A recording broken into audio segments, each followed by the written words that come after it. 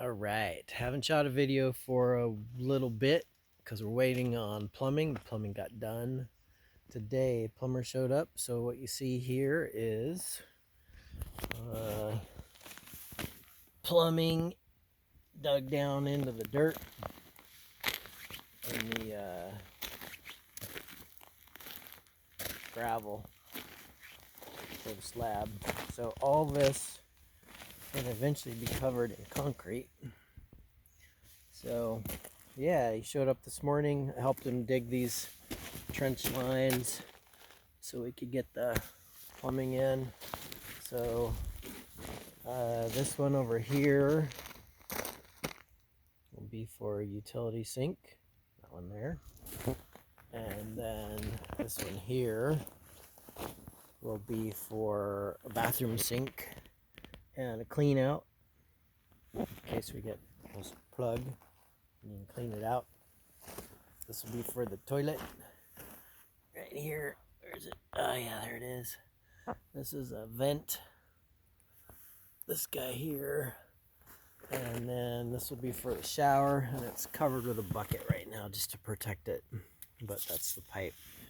And then it drains out the foundation there. Like that.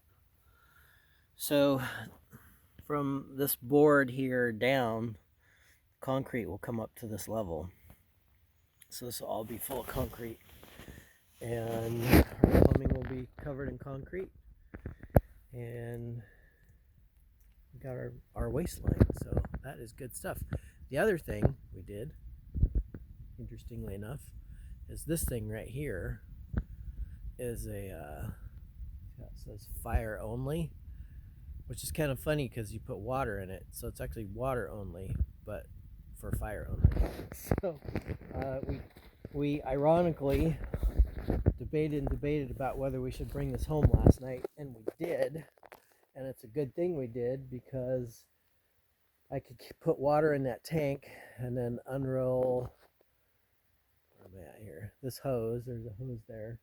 Unrolled it, and what they do is they fill this waste drain line up with water all the way up to the height of that pipe right there, and it's full of water all the way to the top. And since we don't have a water supply out here, just stick a hose in there.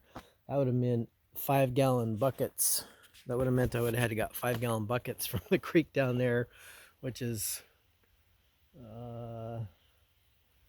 kind of about here, and walk them all the way up through the field. So that's like 100 yards away, and then come and then fill bucket after bucket after bucket into these pipes. So I just took this thing and went down to the creek and got some water. I didn't fill it all the way up. That's 500 gallons. I just filled it part way up. Got water in that, drove it up here. We unrolled the hose, and we stuck the hose up on the top of that pipe there and poured water in until it spilled out the top. And as you can see, all these others are plugged up. So, like, that has a plug on it. This is plugged up. That's plugged up. They're all plugged up. The one under the bucket is, all of them. So they hold that water in it. And then tomorrow, the inspector should come. And then what the inspector's going to look at is to make sure that all these connections, they aren't leaking water. All these connections down here. And that the pitch of the drain is the right amount of pitch, because it has to slant what they call a quarter bubble off a plumb. So that means if you have a level with a little bubble in it, if you've seen those and you tilt it and it's a quarter of a bubble off the plumb line, the level line, that's what you want for the drain. So that is it for this part. So now I have to wait for the inspection. Once that gets approved, then the concrete framing crew has to come back out and finish all this rebar. They got it started. They got to put rebar over here. They need to bury the dirt back into these lines that we dug out. Finish the form work, and then we're ready ready for the concrete trucks to come in, and I don't know when that's going to happen. I don't know when the framing guys are going to come back.